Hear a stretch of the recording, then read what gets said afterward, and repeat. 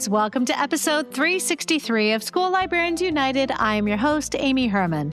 This podcast is dedicated to the issues and challenges school librarians face every day. As a school librarian in my 19th year, I knew I wanted a podcast which addressed the nuts and bolts of running a successful library program. I don't claim to have the answers, but I hope that this is a platform to share resources and exchange ideas.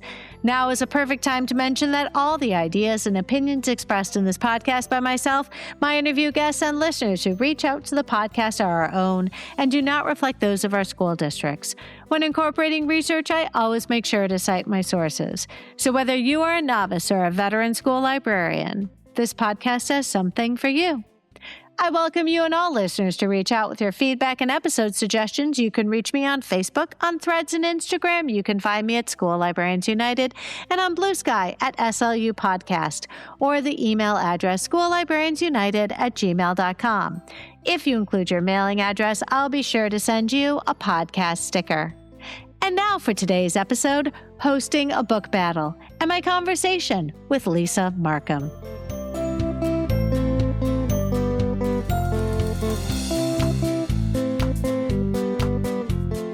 Lisa Marcum, welcome to the podcast. Thank you. Thanks for having me. I am very grateful. We met last fall, and I'm trying to remember where we were in the conference hall. I'm trying to remember because it was like a blur, and there was a lot of things going on. And remind me, where were we when we were in St. Louis and we connected? I think I was entering the exhibit hall with all the vendors, and I saw you, and I was like, kind of, having a fangirl moment. I'm like, oh wait, I listened to her podcast. So I came over, and you were asking people for little snippets, and I gave you a snippet, and then here we are. That's right. So you got a little taste of what it's like to, and it's funny because, friends, if you ever see me recording at a conference, it's really just two people talking, and you don't even realize we're actually recording right now. And so I think we talked about, it's a lot more relaxing if we can just be sitting at home, having a glass of wine, But I'm so grateful that we were able to reconnect. And would you introduce yourself again and tell us about your work in the field of school librarianship? I am Lisa Marcum. I live and work in Plainfield. I was an English teacher before I became a librarian. It seems to be kind of common, but I always have to give a shout out to Mary Jones, who was the school librarian at the high school that I worked at. And she just was amazing. And she's the reason I went into the field. And honestly, it's kind of been a blur. Every year, I think I get a little bit more involved with other things, school library related. And this was actually my first year at AASL, and it was wonderful, phenomenal. I will definitely be going back. I presented on the Battle of the Books, actually, and it was amazing, overwhelming information overload, but in a really good way. And I just, I think what we do as school librarians in particular, but all librarians, is so important for kids. And I become more and more passionate about it every conversation like this that I have. And so, yeah, I love my job. I love what I do. We don't always love all parts of it, but the overarching, everybody has those little, the minutia things, but, I just love what I do. I love being able to have these experiences, and this kind of networking too has been such a huge next step for me, which has been so much fun. Well, and I think when you realize when you go to a national conference, you are meeting people from across the country and being able to exchange those ideas. And a lot of times I would recognize somebody because of their profile on, Facebook, on library Facebook, or once upon a time when it was on Twitter, or, people would find each other that they looked at their profile on social media, and you're like, that was a picture that picture's been taken a while ago. I was like, but no, I love that you presented. Are we going to be able to share your Battle of the Books presentation in our show notes? Yes, I will. Yes, I will definitely link that there for sure. Well, and Yes. friends, that's the real treat, because for those of us who are able to go to the national conference, that is such a wonderful opportunity. But we're also very cognizant at the same time that there are a lot of folks who would have loved to have come.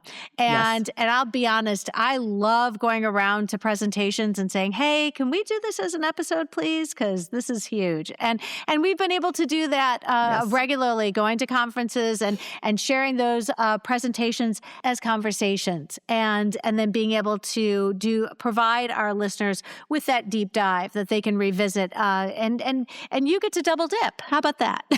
Yeah, I love it. Yes, you get to double dip, and it is fun because when we have an episode, we usually can get all 50 states chiming in, and then there's the school librarians from around the world who are always looking for ideas and inspirations that they can get on demand in the podcast platform. Yes.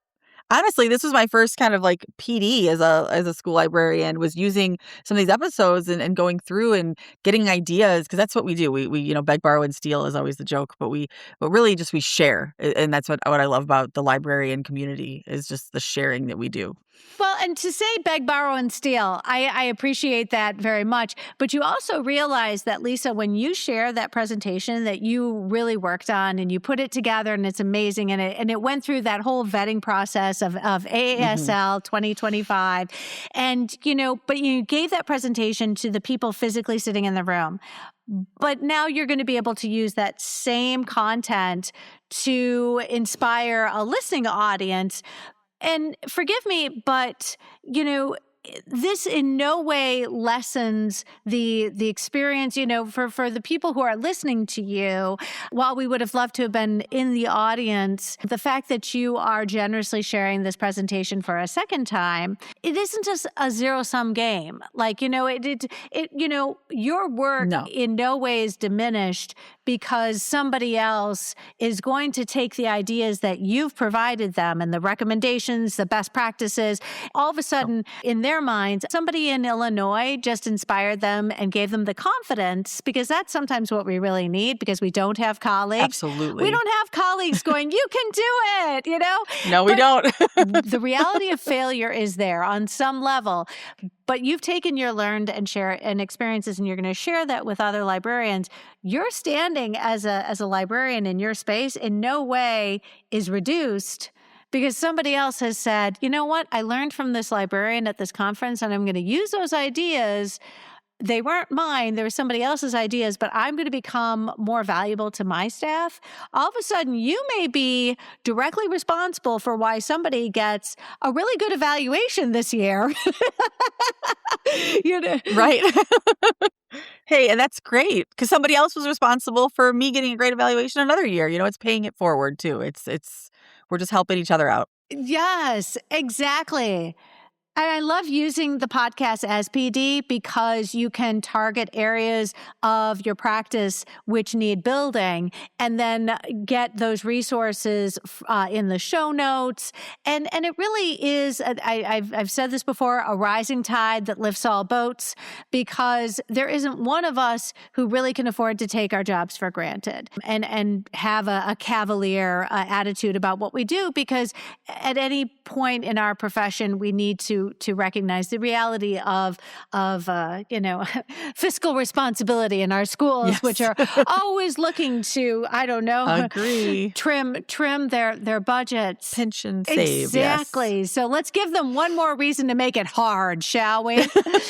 Absolutely. All right. So Lisa Marcum, thank you so much for sharing. Let's go ahead and tell us about the work you do every day. Day to day. So I'm in a library, a high school library, and we have about 1,700 students. A little bit more. We're going through some boundary changes, which are always fun. So next year might be a little bit more, we don't know. And they come from kind of a lot of different walks of life. I'm in a 4 high school district. The high school that I've worked in actually all 4 high schools in my district. I think I'm one of the only people in this district that can say that.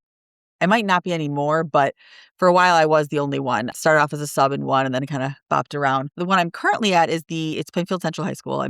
I love them. It's the original. I mean, it is actually Plainfield High School Central Campus, whereas the other schools are Plainfield East, Plainfield North, Plainfield South, and we are Plainfield High School Central Campus. So we're the original. Made famous in, I think it was 93, 91 there was the big tornado that hit the town, and it was a whole thing. But my school, it's like got that tradition, community. It's a really great group of kids, great staff, and I run our library.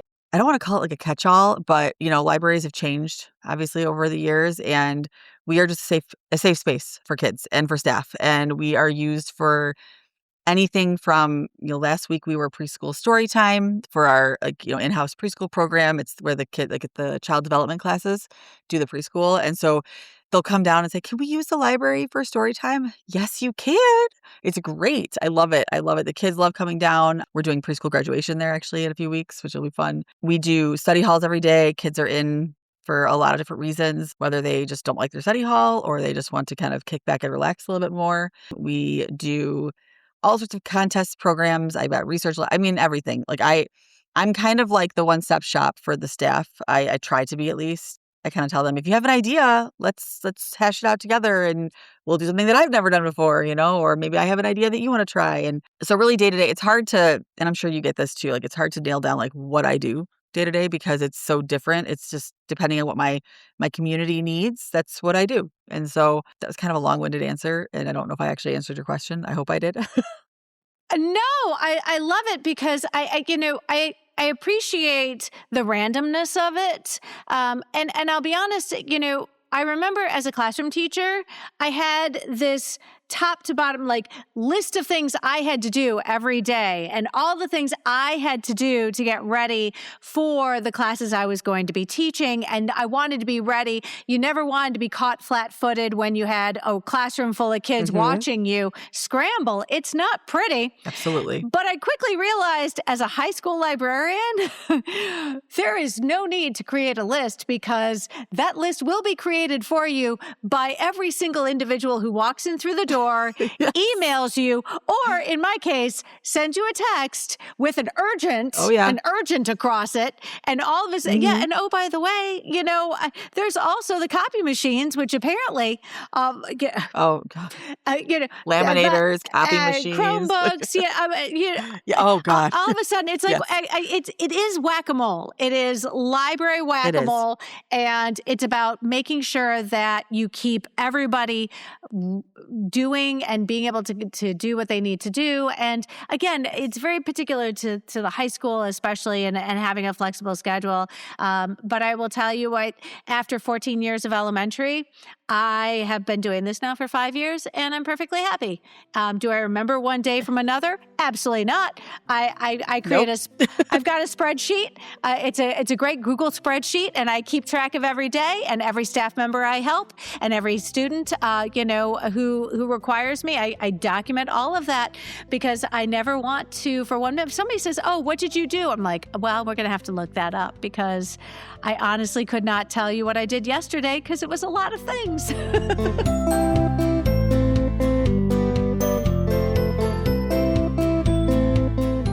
No, that's what I need to get better about is the tracking of it. I joke with my library staff. I have two I have a library clerk and a library TA, and they are wonderful. They are the reason I'm able to do my job the way I'm able to do it. But I always tell them, I'm like, can you guys just keep track of what I'm doing and who I'm helping so that like later when somebody asks me, what did you do all day? Why is your office a mess? Why is, it's like they can see, but yeah, but it's, I wouldn't trade it. Exactly. I wouldn't trade it. I have to ask you, today's conversation, we're talking about hosting a book battle. And I'm really curious because this is something that you do with a team of librarians. And yes, they are not with us today. And, scheduling adults is a challenge. Yes. Hopefully they trust you to impart on us the key components that make this so successful. But definitely, yes, forgive me, you presented at AASL by yourself or yes, with your, yes. So they did not go with you. Yeah. Correct. And they, so to backtrack a little, so the team that we're talking about, that was supposed to come. They wanted to come with today. We actually got to a point where with scheduling, I just said, "Do you guys care if I just do this?" And they were like, "No, absolutely, go ahead." They loved it. They would have loved to be here too, but the scheduling didn't work. But I hope I will do them justice. But Catherine and Aggie, who are amazing humans, they're both middle school librarians, and our elementary librarians are wonderful as well. I'm lucky in that in our district we have, I think, 28, 29. I'm going to get that number wrong. Schools K through 12. And we all get to meet once a month and collaborate as librarians. And so when you get 28 people together in a room only once a month, is it super productive every time? No, because you kind of got a lot of catching up to do. But I do get to bounce ideas off of these people. So in a way, even though in my day-to-day job, I don't have colleagues in the same way that everybody else does, at least in my district, we have that community. And the middle school librarians in particular, because the elementary and middle both do they do the book battles, and they have done them for years. Ever before I started, even before I think Aggie and Catherine started, they've been doing these battles. And I was the one that was like, "Hey, you think we could do this at high school? Like, I got some kids who kind of want to do it." And they were so helpful. And honestly, the only reason I was able to get it off the ground. So they're just amazing humans. So let me just go ahead. Thank you in advance for doing this. You've mentioned that you've done it several times. How many times have you had a book battle at your high school? So this year, we just right before break, I think it was March, I should know the date of this, it was March 20th, we had our second district-wide battle, and it was my third battle. So the first year that we did it for the high school level, I did just my school. Again, I'm lucky with my colleagues, so I have 3 other high schools in the district. So the high school librarians, we're kind of like our own, like we call it like the PLC, we're our own little group. Even though we're not an official PLC, we make ourselves one. I brought it to them, and full transparency, I recently got diagnosed with ADHD, and I'm going through like stuff for that treatment, medication, trying some new things, therapy. But I should have known a long time ago based on some things, because I was always the one that would come like with, "Hey, I've got an idea." And I was really great at coming up with the ideas, and sometimes the follow through happened, sometimes it didn't.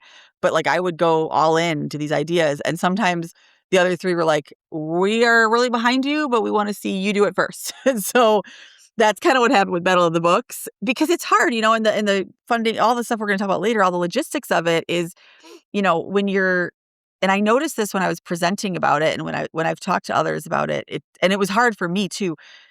The logistics about, getting off the ground and doing it is so hard. Taking that jump and that leap was so hard. But I did it myself the first year, just one high school. I did my teams and everything. And then the following year was when we did our first district battle, and that was very successful. And we just had our second one this year, and it was even more successful. And I'm hopeful that we're going to be able to continue. We'll talk about that later. It's a lot of fun to do. And I was so cool to see my counterparts kind of say, "Oh, okay, so it did work. Okay, now let's try it. Let's try it." Well, and I know there are a lot of people tuning in right now who are like, "Oh my God, you've just described my district," where you have people who are happy to watch somebody else stick their neck out. And that learning curve is never going to be so steep again, because that first person who ventures out and tries something new, everyone's cautiously optimistic. They're like watching, and they're like, "Oh, okay. All right. And you made it. You survived. Then we can now be on board because somebody else has done the work." And to be fair, I have done the same thing with them for other things. Like there are different research lessons that they've piloted that I kind of hung back and said, "Let's see how you do." And then I'll jump in. And we've kind of got this unspoken like agreement with each other that I love my group.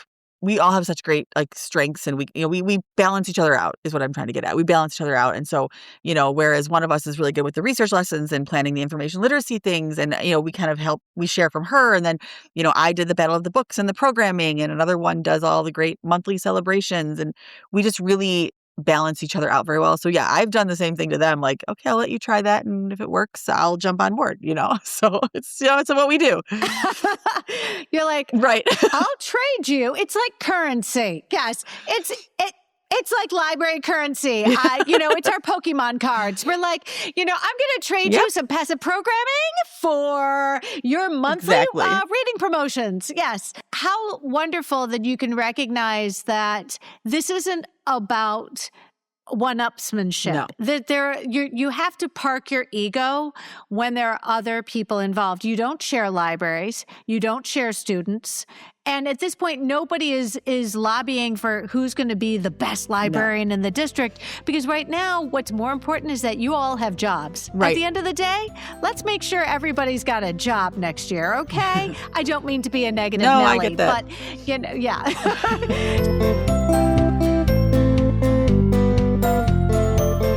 You've done this before as a building, just within your own building, a battle with your own students.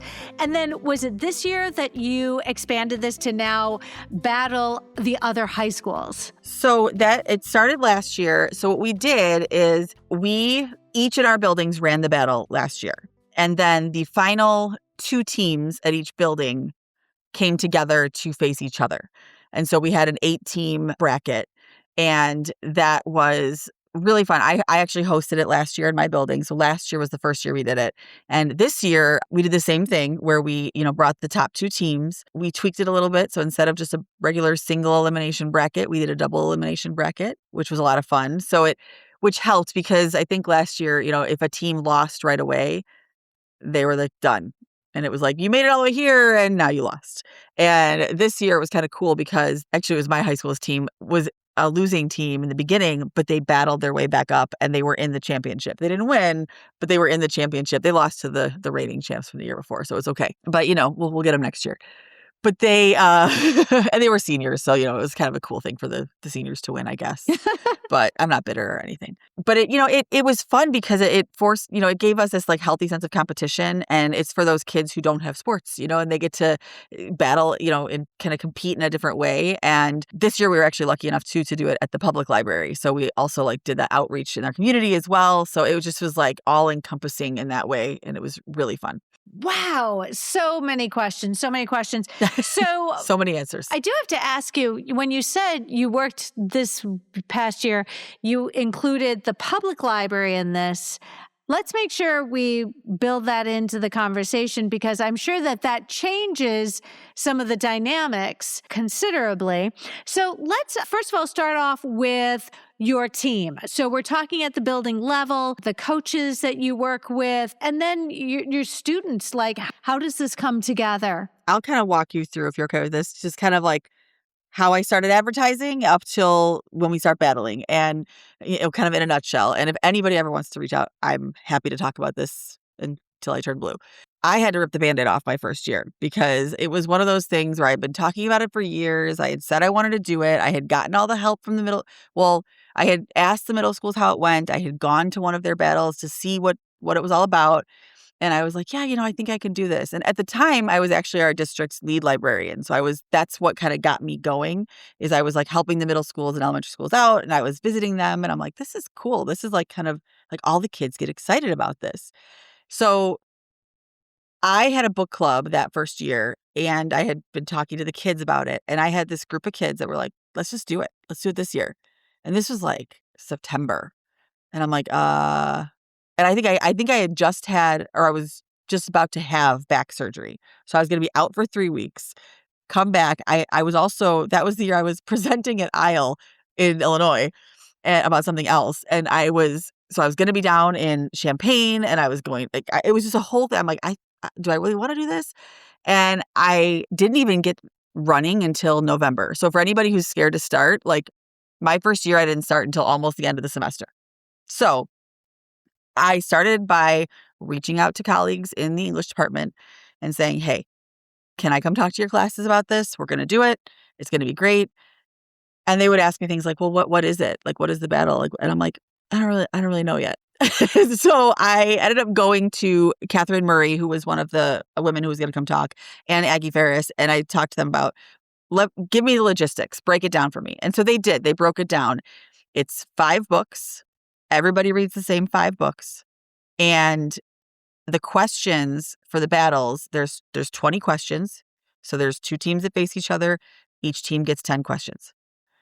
Team with the most points at the end of the round wins. It's kind of simple if you kind of, that's very simplified. All of the questions are, in which book did blah, blah, blah happen? So all they have to do is answer. The answer is going to be one of those 5 titles. So, and we'll get into choosing the books later, but the concept of it was very difficult for me to grasp at first. And I've noticed that is what I've helped people on the most, is just that logistical piece of, how does it run? How long does it take? But once I got that stuff figured out, it was just all about advertising. And so I really leaned into nostalgia for the kids, because in my district, they did these battles in middle school and elementary school. So I was like, do you remember when you did it? And I actually got a lot of seniors and juniors that first year, which people didn't think, they thought I was going to get mostly freshmen, and we didn't. But after talking in a couple classes, word kind of started to get out. And I had like art teachers calling me, hey, can you come in my room and talk to my kids? Study hall teachers, hey, can you come in? The kids want to know a little bit about Battle of the Books. And before I knew it, I think it was Thanksgiving break was when I had the deadline for kids to sign up. And before I knew it, I had 26 teams signed up in just, a few weeks, which that's whatever 26 times 5 is, like over 120 students. And it may not seem like much, but that's several sports teams is the way I look at it. I was comparing it to my athletic director. I'm like, it's a lot of different, if you think about all the money you pour into these teams of, 25, 30 kids, that's what I'm doing. So once I got that figured out, then I had to figure out, I got the books to them, and then we started the actual battle process. And the battles themselves didn't start until after January that year. We started the battles like late February, I think, is when we started. I know I'm kind of bouncing all over the place right now, but in terms of like coaches and like, team formation, the kids were able, because there are 5 books, they could have up to 5 people on a team. And the first year we did it, it was just students on the team. They were able to have a teacher coach if they wanted to, but I wanted to make this as accessible as possible to the kids. So I didn't want to put those barriers in place that they were used to from middle school. And I think they do need those barriers for the middle schools in our district. Like they had to have a team coach or sponsor. They had to stay within their same grade level. And there was, I can't remember the other one, but I was like, you don't need a teacher coach. You can just be the team. You can switch grade levels, because I wanted the senior who had a freshman sibling to be able to be on the same team as them if they wanted to. So they really liked that. So it was kind of cool for them. And then I promised them big things before I knew how I was going to be able to get them. I was like, you're going to win prizes. I didn't know what those prizes were yet. I didn't know what I was going to do. I was just like, I'm going to figure it out. And so like in terms of, that first year, it was kind of just me flying solo with my library staff. I didn't have a lot of volunteers. I did have a lot of support though. Like people were really encouraging about it. They talked about it to their kids. They promoted it. They helped me get those teams up and running. And it was really awesome.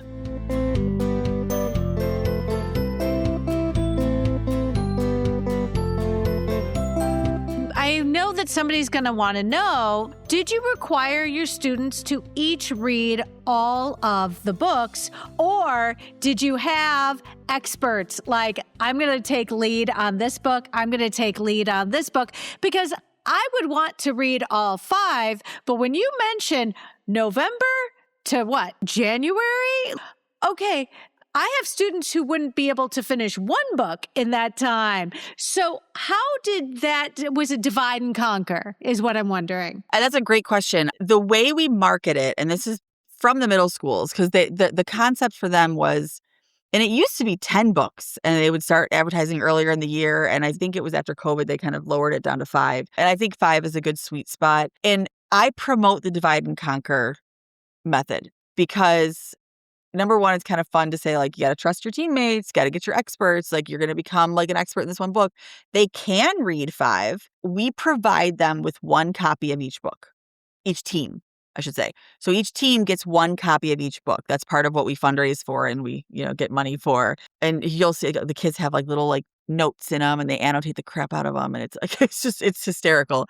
And the divide and conquer thing is really kind of what I promote because of the time. And also at the high school level with AP classes and sports and jobs, when I ask students in my building why they don't read more, or because I have kids who come in, oh, I want to read, but I just can't. Well, why don't you? And they'll, they're like, I don't have time. I literally don't have time. And I feel it. I have a daughter who's a junior at one of the schools in the district, and she also doesn't like reading, which I don't like to admit.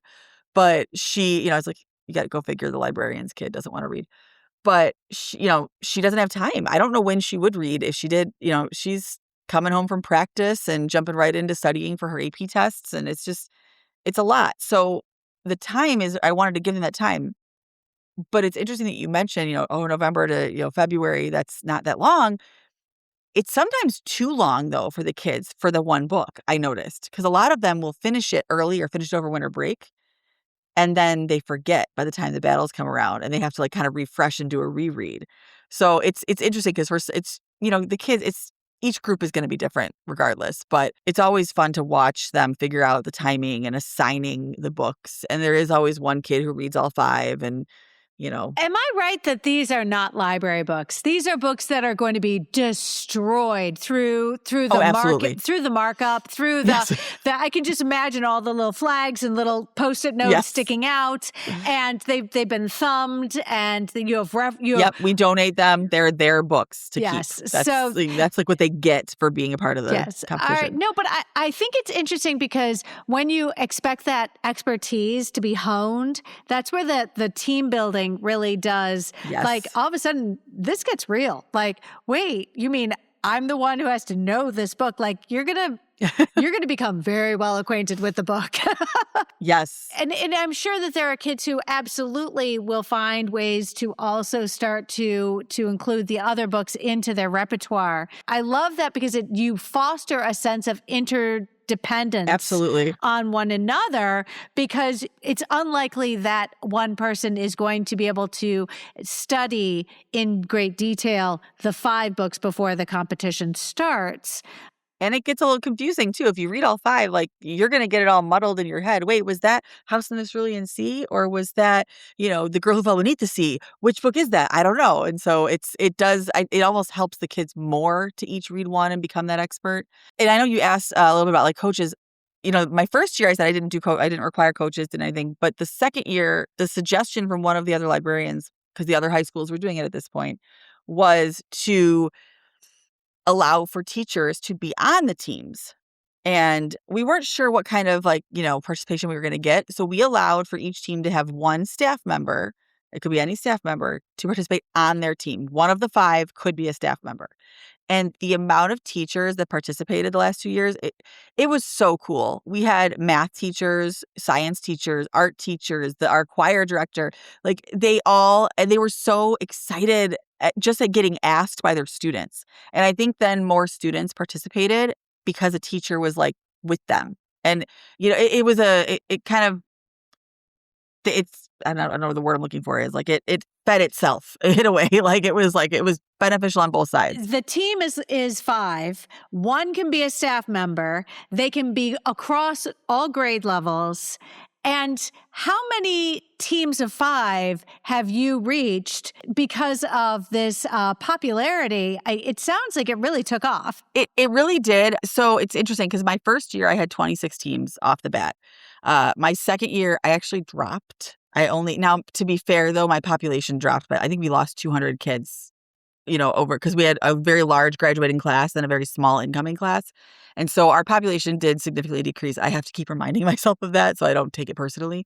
But the other thing is I spent a lot of time, and I'm not trying to say like I was so awesome and I helped them, but I was helping the other 3 high schools get off the ground and advertise in their buildings.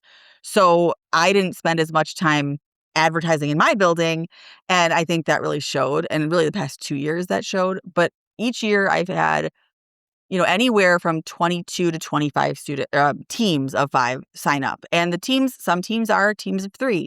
I actually had a team of 2 ask if they could just do the 2 of them. And I'm like, you can, that's a lot of books to read. But, they did it and they made it a little, they didn't get knocked out in the first round. So they did well. But the other buildings, I think, Plainfield South, one of the counterparts, they had almost 30 teams their first year and have continued to keep that high level of teams. And so we, as a district, I want to say we had our first year when we did it district-wide at the high school, we had 85 teams, I think, is what I want to say. Wow. So. And then somebody's going to wonder, when we talk about teachers being on the teams, they are not they are coaching. Participating. They are they are team members. Yes. So they're not standing back and orchestrating. You've got teachers who are integral. It's like running a relay race and having a teacher on your relay. And you're what's like, funny, oh. and I love having the teachers on the team for so many reasons, but one of my favorite moments was an English teacher coming to me going, "These are not the kinds of questions I would use on a quiz." I go, "No, it's not. This is totally different. It's not reading comprehension. It's not like, deep character analysis." What I always tell people is the questions that we try to write are, go for vibes. If you know your book's vibe well enough, even if you don't know that specific detail, you'll know your book enough to know that it was yours. Or, that's kind of what we're going for. But the teachers, it was so funny. I want to say this year in our early rounds, there were some teams that were knocked out because the teachers didn't know the book enough. And the kids got mad. They were mad at them, and it's really funny to see that interaction. Or, the teacher who knows that the one student on their team didn't read and they're like, they know they're going to lose because it was funny to see that dynamic because they're no longer, teacher student. We are all on one team at the same level. It really does knock them all down to the same level in that moment. Okay, as the Yes. audiobook fan here, is there a place for me in this kind of competition? Because I hang on every word when I listen to an audiobook. Now, can I thumb through the book at the same time? Sure. But do you have readers who rely on the audio to either supplement or to allow them to get through the other books perhaps faster? Because I listen at 1.5, 1.7, Same. It's my undiagnosed ADHD.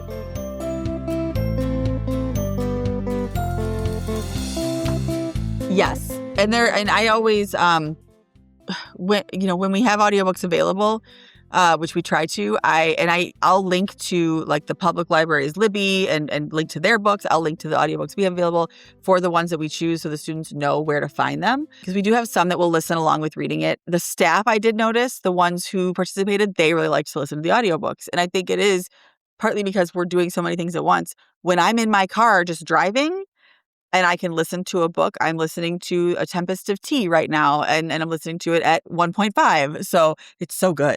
And I love the narrator. She's great. Anyway, segue there. But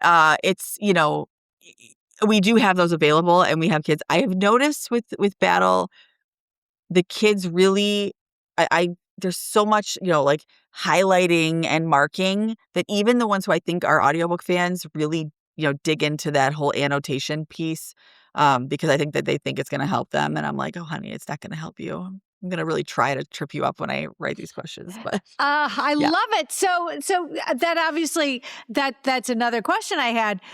Who is, you yourself, you are responsible for generating the questions, and you're using the same 5 books for the rounds that you do in your school. Yes. And when you go to compete against other schools, same 5. It's the same. So you will be collaborating with your peers, your PLC, to make sure that the librarians have picked out the books that all of your schools will be using, because ultimately those championship you're going to come and do.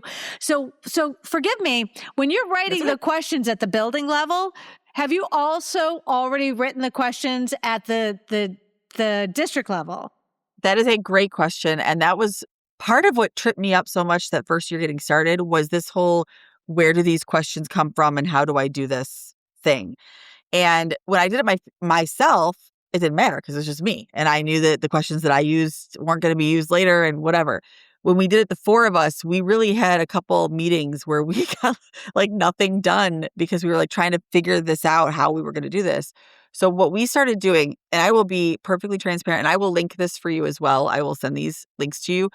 I have used and paid for questions that other people have written because they sell them on like Teachers Pay Teachers or other websites like that, where people who do these book battles of all sorts of different names, or like little quiz questions. And because even questions that are written in a different format, we can usually take it and rewrite it as in which book did this happen? And so we have, especially my first year when it was just me writing the questions, because by the end of everything, you need almost 100 questions per book. Is what I mean. because with tiebreakers and various things, you need to have a good padding there. So the answer is yes. We had what we did right when we choose the books, we break up who's writing what. We really hope that at least one of them is going to have some questions written for them already from somewhere that we could resource. So this year, for example, I wrote questions for The House in the Cerulean Sea by TJ Klune. Love that book. And oh my gosh, You're Not Supposed to Die Tonight. I think I'm getting that title. Okay. Yes, by Kaylin Bayron. And I did find some questions that were pre-written online, and I was able to go through those and tweak them kind of significantly, but at least it helped me get started in brainstorming. And so I wrote for 2 books, whereas my counterparts then each wrote for 1. And so we write for 1 book, and that helps with like, then somebody else isn't going to write another question that I already wrote or something like that. And then from there, we have a document. It's like just a blank document, 1 through 20. And we will pull our own questions from the books that we wrote and plop them in. And we try to get all the battles done before that first battle. Now that's the goal this year. I think we were a little behind that, but so we have the questions all written. They're not necessarily placed in the rounds, but we do have all the questions written by the time we start battling. Okay, let's get tacky. Let's talk about money, because these books have to come from somewhere. Yes, they do. And I don't know if you have a benefactor, you have, somebody who wants to donate. So what has been your success in getting Battle of the Books funded for you and your colleagues at the district level? That's a great question. I'm ready to dive into that. The middle schools and elementary schools that have done it, they have actually had they call it a Bob fund already that they've been given. It's kind of like an activity account, I guess, if you will, which we've been trying to show that we need as well at the high school. When I first brought it up, I remember being told, well, we've never done it at the high school because the teenagers don't really read as much, which I'm like, you sure about that? And I really pushed back against that. And I said, because we have these readers that come to us, from 8th grade to freshman year, and they are avid readers. They're part of their library program, they're library volunteers, and then they get to high school and they just kind of go poof, and they're involved in other things, or they're not, which is, even worse. And they get kind of lost sometimes. And I think those readers are still there, but we just sometimes we don't have the resources or the funding to create the programs to keep them. And so I said, okay, fine. I don't need your money. I do need their money, but I was like, I'm going to fundraise. And so I did. I fundraised like crazy. We had a couple local businesses that came in and did some fundraisers. We sold smoothies, we sold ice cream, did as much as I could. I reached out to the local community. We did some like wish lists at any given, different points of the year. And I went to my principal as well, which I'll talk about in a second. I knew that at the very least I wanted to provide the books, and then I was hopeful to get prizes. And this was the first year when it was just me. When I found out how many teams I was going to have, I was stressing because even the money that the lower levels get is just enough to cover books, barely. I came into a school that had an activity account. We call them activity accounts. They're not really activity. They're like accounts that we fundraise and add money to. It's not from the district. And I had some buffer in there. And so this is kind of what I knew I was going to use it for. And then, like I said, I fundraised a lot. The public library connection, we have been working really hard with and I'm so blessed because we are a block away from our public library. So my students actually use it. They walk to it and they hang out there. And so the public librarian and I, our teen librarian in particular, Tracy, is amazing. And she kind of helped me get Battle going too.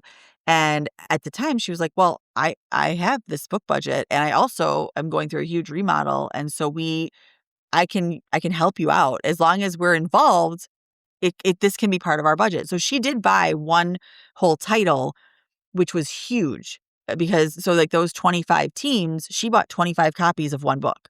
And that's, as you can do the math, like that was a lot of money. I will be honest, like it was very difficult for me to get the money for the books. And I want to make sure people know, if they're going to try this, to not get discouraged at that. because you can reach out to the public libraries to borrow copies. You can reach out to even like local communities saying, hey, these are the 5 books that we're reading. If anybody has a spare copy, we would love to take it, even if it's gently used.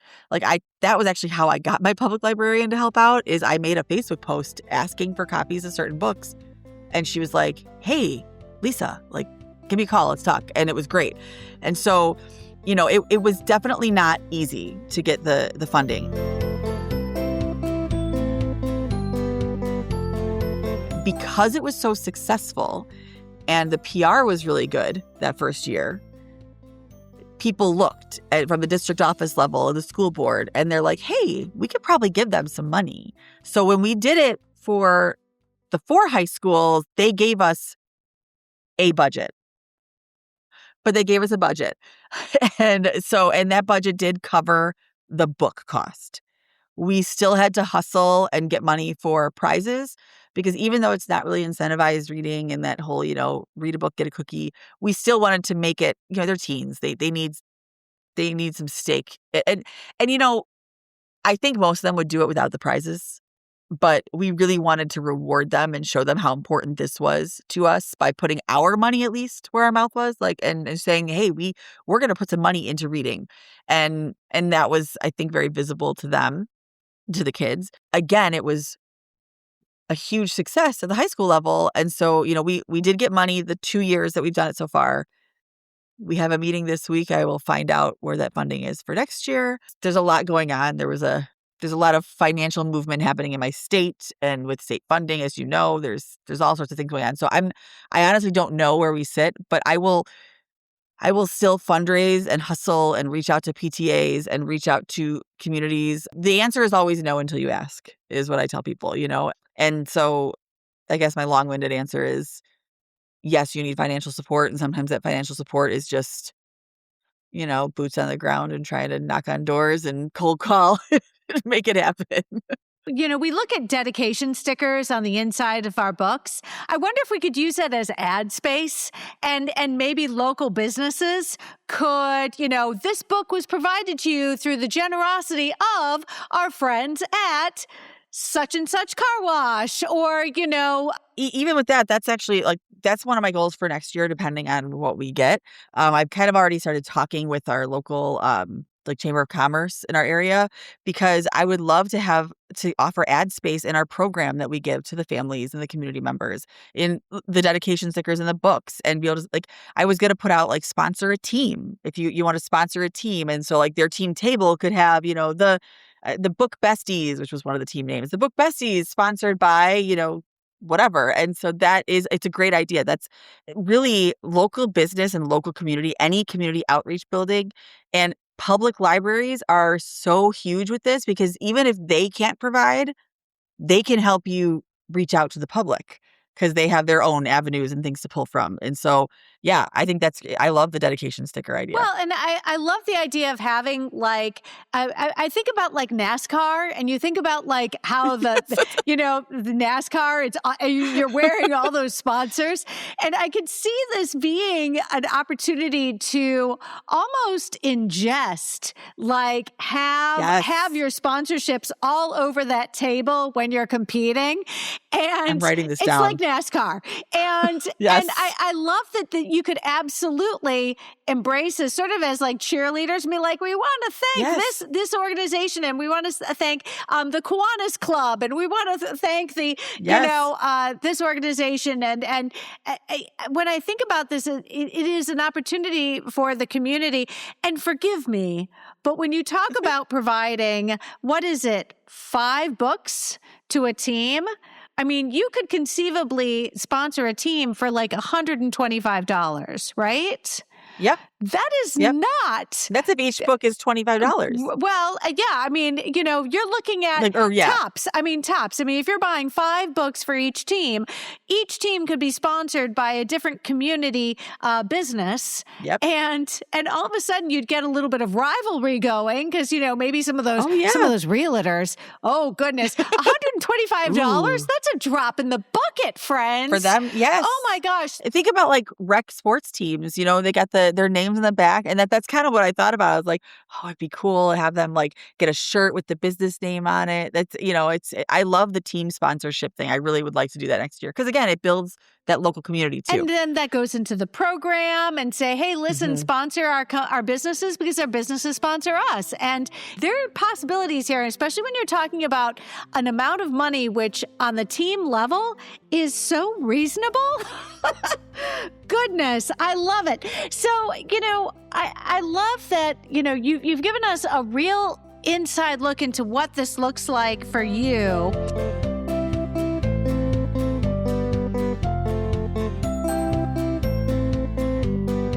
Where are you right now? You've had your Battle of the Books. You are now sort of in your downtime because you've finished it. We just, a few weeks ago. Mm-hmm. What does this downtime look for you? You're obviously regrouping. You're looking at the successes you've had. You want to build on those. You want to fix certain things that you want to do better long term.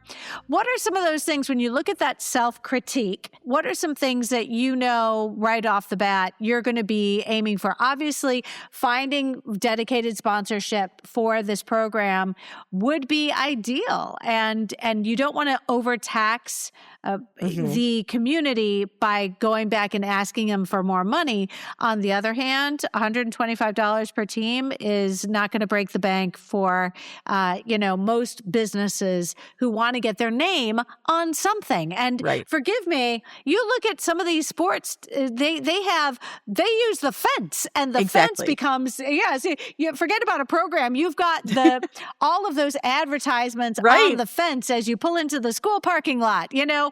There's always an opportunity to advertise your business. Why not do it for and promote reading at the same time? And I love you mentioned that these kids are coming to you from the middle school with a strong culture of reading. I can't tell you how many high school librarians are like, we have zero culture of reading. I've got books that my students won't pick up because those books are too long. And, there's something we are missing because we are not keeping that momentum going when our students move from the middle school to the high school. Why are the rules different? Why are the expectations different? We should be able to take the readers that we're excited to read in middle school and keep that going with an even bigger collection and a different librarian. All of a sudden, why wouldn't we want to make sure this succeeds? I agree. And I think that's a whole other podcast episode, I think. But it's like that whole, I would love to do a study on that. Why? Because I don't think it's because of the person, because I've seen a bunch of different high school librarians who are amazing and run amazing passive programming, engaging, it's just, I think that I think high school is a lot for these kids, and the expectations from their classes is a lot. And I think that reading becomes now work. And so it's something that they don't make time for anymore. And this has helped. Seeing kids talk about the reading has been awesome. You asked, one of the things that we would like to do better and improve. And I will say, as a kind of a disclaimer to people listening, that especially if you're a solo librarian in your building, especially the district, it gets easier every year. It's only my third year that I did it, but it is a lot of work. It takes up a lot of the year. And so, when I could be doing other programming, whether it be passive or otherwise, I'm doing the book battles, and I'm writing questions, and I'm creating schedules, and I'm doing all these things. So it does take up a lot. And there's a little bit of a bittersweet feeling with that because it's amazing and the payoff is so great. But I'm like, ooh, I could have done this, and I could have done this program at this time, but I was so invested. So it does take a lot of time.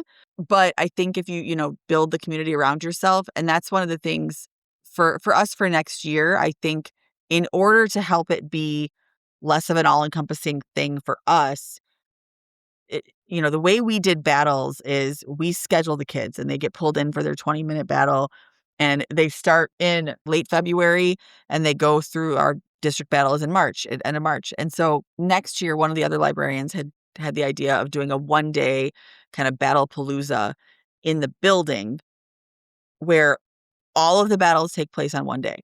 So you go through your bracket, you do it instead of being pulled for one battle and then scheduled for your next one, because that's how we currently do it. And so that's one of the changes we're going to make so that we have time to do other programming. We're not like pulling kids from 10 different classes over the course of 2 weeks. I know that's kind of a weird logistic piece, but that's something we want to fix next year is the scheduling. We're trying to come up with better ways to pick, because I do think the book choices really matter in terms of participation. Like it affects that participation. So, my first year I did a straight vote. I used our state award list, Reader's Choice list, and I put all the fiction books. I only did fiction. I didn't do the nonfiction choices. Just for the first one, I wanted to see how that went, and did a vote. And I picked the top 5, and it went well. We didn't have any, because you've also got the whole censorship piece. And is it self-censorship if I take certain books off the list? And, I did not do that. And I was, grateful that nobody had any issues with the books my first year. Last year, we did a vote, but we also kind of manipulated the vote a little bit because we wanted to make sure we appealed to all audiences. So we tried to have, a cutesy realistic fiction love story. We had some fantasy, we had a sci-fi, we had sports. So we wanted to hit all these different, pieces, which it was okay. I don't think it was the books weren't a huge hit that year. This year, I think the books were good. People liked them, but I feel like, because this year we went based off of more the vote, and we didn't manipulate it as much. We kind of said, okay, here we go. We try to limit with length. If something was too long and we didn't think kids would like it, we left it off. But I don't know. Next year, I don't. We meet this week to talk about that. That's one of the things we're going to discuss is choosing the books and scheduling and kind of how we want to change that for next year. Because I think that every year you grow and you get better. And now I'm rambling again, but I do think the mistake would be to be hard and fast about expectations about selecting a book and having those sort of like, nope, we have to have Right. all of these parameters, and you may lose enthusiasm because you're choosing something not because it's what kids want to read. Right. You're choosing it because as the librarian, you feel they should be exposed to a wide variety of books.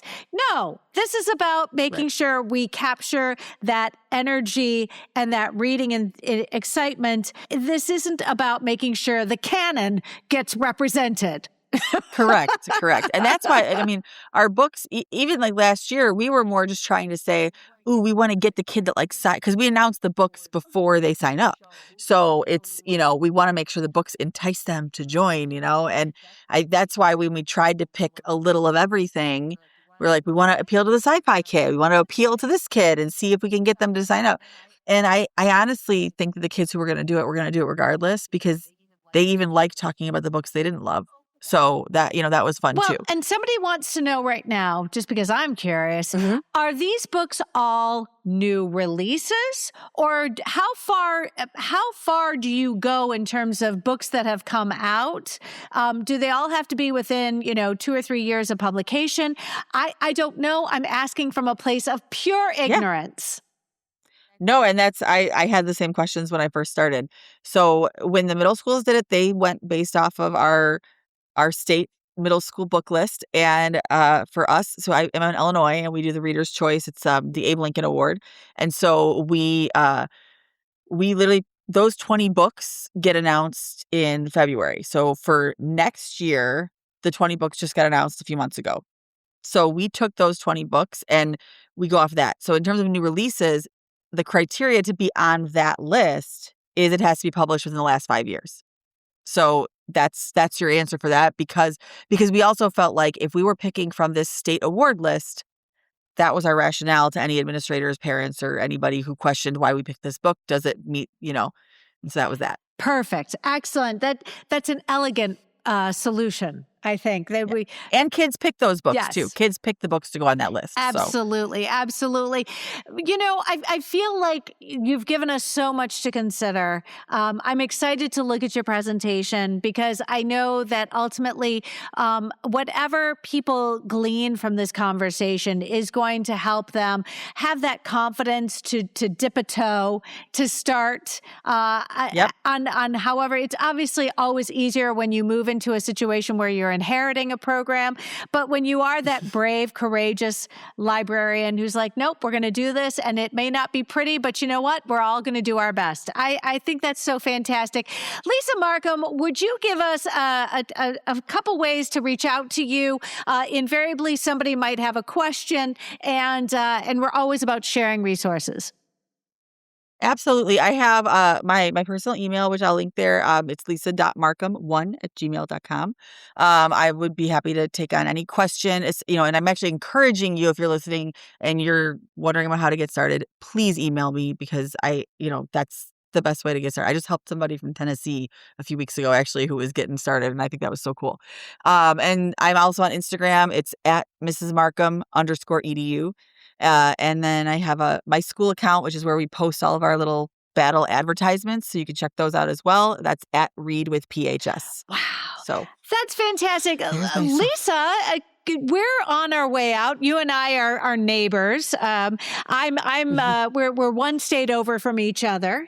Yep. And I know you're heading, like me, into the last, couple months of school, and everyone is getting really excited and it's starting to feel like spring.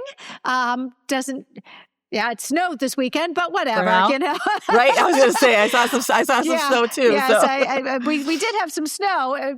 We'll get there. Absolutely. But thank you so much. I truly appreciate you sharing your expertise and your energy and your time. But thank you so much. And I am grateful. I know a lot of people tuning in. You've given us a lot to think about, and we're going to have the summer to start working on putting these ideas together. And who knows how many Battle of the Books you have started, these Bobs, right? Yeah, you have inspired. Well, thank you for having me. Thank you very much.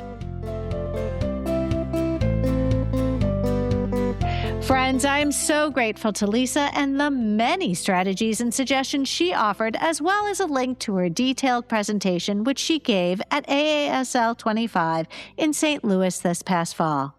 3 years ago, in March of 2023, I recorded episode 217, Battle of the Books, with Erica Huckaby. I strongly encourage you, especially if you are looking to either initiate a similar program or build on the one you've already started in your school, to also listen to my earlier conversation with Erica. I've linked it in the show notes today.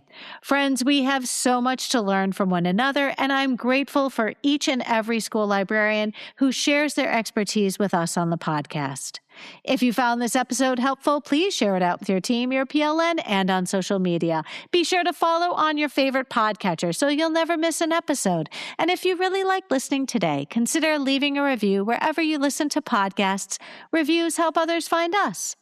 If you're curious to know how often your state or country is featured on the podcast, simply click on the link which can be found on our show notes, search title, author, state, and country, and do a Command F search.